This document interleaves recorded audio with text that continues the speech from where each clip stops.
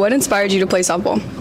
Honestly, I don't really know. My dad played baseball like all the way through college, and he got drafted, and so like he kind of had me at the fields all the time whenever I was younger, and so ever since then I just started playing softball, and I love it. So yeah, that's kind of what inspired me. My dad inspired me to play softball.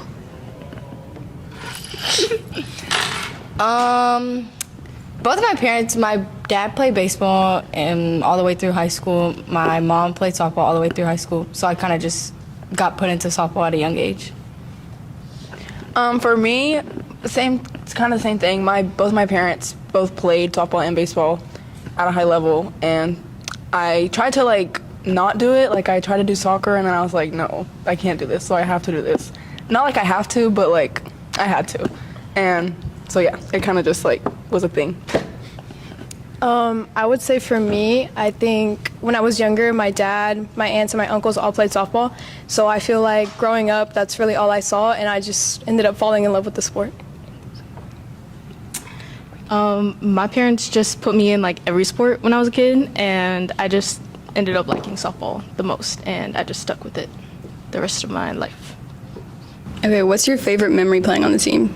The only like memory that stands out is probably freshman year when we got stuck at Stuckey's. That's like really the only memory that sticks out. Our bus broke down at Stuckey's. We were supposed to go to Buc-ee's, but that's it.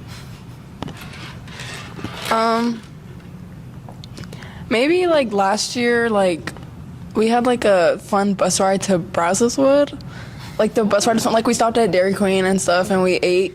Me and Allison, we went to this like pizza place, and the pizza was like this big, and it was really good.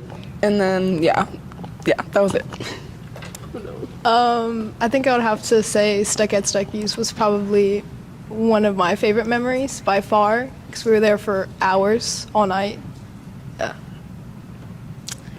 Mine was definitely the Atascocita game that I pitched, and we beat them. I pitched all 7 innings, and we ended up beating them.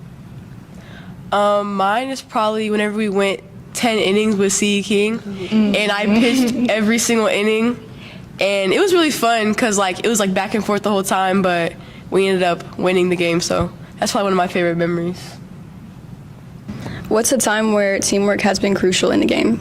Back to the C.E. King game.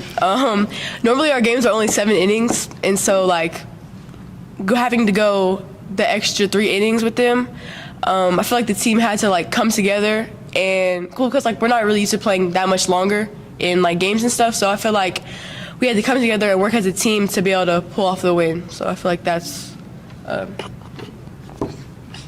I think during like all the tournaments, especially because it's like we're playing like 4 or 5 games in a day, so like we have to kind of just like rely on each other to get through the day because it's long and hard. So yeah. For me, I would have to say the AHS game, because AHS is probably one of our biggest rivals, and being able to come out on top and beat them took a lot of teamwork. So yeah. I would also say the Atascocita game, because we started off a little like rough, and then we came together and started hitting as a team and making good plays. So I would probably have to say our first game against Brazelwood, like although we didn't win, but I feel like we did a great job as a team, and we scored a lot of runs and we held them pretty good.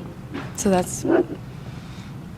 What lessons have you learned from your teammates and coaches that translate into the real world or everyday life? I think for me, understanding how each player can be coached and understanding how you're able to talk to certain people, because I feel like sometimes you could talk to one person one way and talk to one person another way. So I think being able to understand and get to know each player and how they like grow and stuff like that.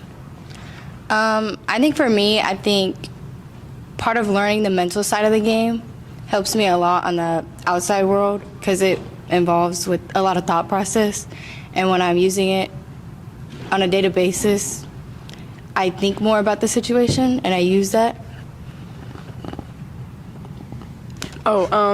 Definitely just learning how to like deal with failure the right way and not like let it like control me, and learning how to like flip it into like a good thing. I feel like learning how to work with different people because like everybody on the team is different, like in their own way, and so like just learning how to like interact with other people that are like different from you, I feel like translates to the outside world because like you have to learn how everybody like takes criticism and how everybody like works with each other. So I feel like that's like. I would say not getting down on yourself when something doesn't go your way, just because like the next thing that could happen could easily like lift up your mood or like be something really good, and you celebrate that as a team and you shouldn't get down on yourself. And what qualities does a successful softball player have?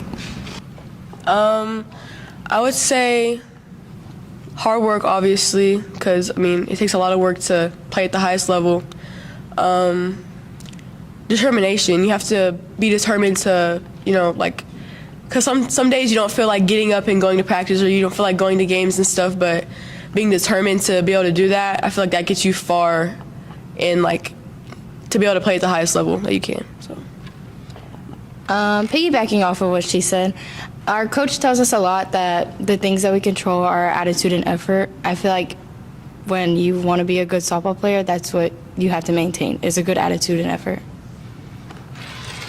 I was also gonna say what Elena just said, but like you just have to be able to like have a short-term memory. Like you can't let one bad thing like stay on your mind for the whole game. You just have to move past it and like laugh it off. I would say coachability is a really big thing because you need to be able to learn how to take criticism and take what other people say into consideration and not get butthurt about it. So I think that would be the biggest thing.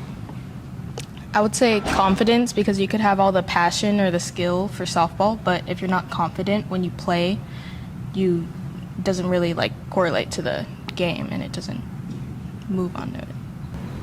Okay, and the last question is, how do you handle in-game pressure? Honestly, whenever like you feel pressure in the game, I kind of just tend to lean on my teammates a little bit because I feel like us being around each other, it kind of just like relieves some pressure because it's just like softball's supposed to be a fun game, and so like at the end of the day, we kind of just tell each other like it's just a game, like it's really not like life or death. So I feel like leaning on your teammates a little bit kind of takes off some pressure of the game, so you can just have fun and not really worry about like so much, oh my god, if we lose it's gonna be like the end of the world. So I think also what Tori said, which the teammate part, but I think whenever we joke around, or the pressure's still there, it's gonna be still there, but when we start to joke around, make jokes, like everything just goes away. Honestly, like I don't really pay attention to that. So like I just kind of do it. Like it's this, like you can't really like prepare for pressure, so you just have to like pretend it's not there. That's what I do.